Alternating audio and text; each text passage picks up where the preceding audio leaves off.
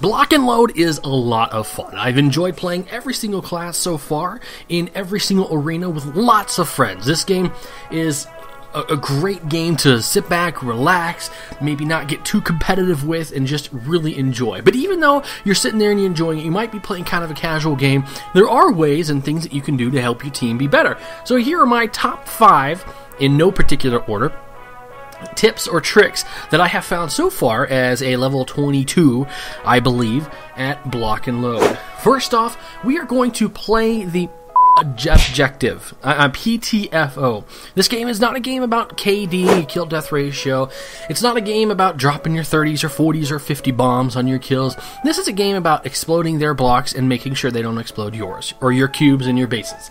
So when you go and you're playing, play the objective. If you need to push hard through a wall to plant a bomb and you happen to die, but you get that bomb plant off, which takes out 2 or 3 turrets, then do that. It's not a game about sitting back and trying to get your kills. It's a game about trying to play the objective in the best way that your class knows how. The second thing I would say is there's a little thing that I've been doing every single time I play a class with one of the invisible blocks. So I believe it's Nigel or the Ninja. On Blockageddon, which gets played quite frequently, there is an area in front of each base which has a large fire pit.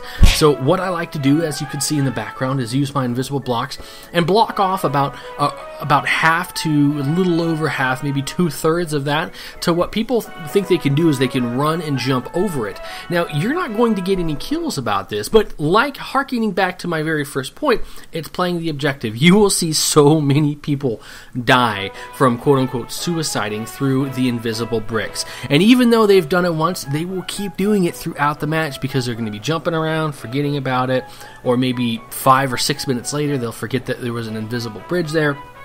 It's a lot of fun to see the other team die, knowing they jumped through your invisible bricks and into the lava. Third point is use your damn radar. If you're setting up in the beginning and you have a radar, one of your primary objectives is to be almost expel every brick that you have setting up radar. Radar is what wins the game. When you know that someone's burrowing underneath your base, a ninja's coming on the left, an Elias's coming on the right, someone's around there, always use your damn radar. If you have your radar, set up your radar. That's going to be your main objective if you're cogwheel in the beginning, or that's going to be your main objective if you're, the Sarge that has the radar as well. Whomever you are that has radar, set it up. Don't not set it up. Make sure you're setting it up. Set up your damn radar. And fourth, it's going to be to build a sky bridge. Now, this is kind of a cheap move, but if people aren't paying attention to what's going on even above them, then maybe they should be paying a little bit more attention. So building a sky bridge is typically done by a ninja or maybe even a Nigel, so somebody who has maybe invisible bricks, or I think any class can really do it, but it's difficult unless you're a ninja, or maybe even an Estrella or Estrella, however you pronounce that, to get up to the top of an area, build a bridge out, and then of course explode the bombs directly on top of the cube, because we can see where it's at, as you can see evident in the background. Now, like I said, this might not be something that is enjoyed or might seem like a cheap trick for some people, but for others, it's a way to kind of break the monotony. If you have another team that is constantly bombarding your base, and so that they start feeling overly confident and they're sending one too many people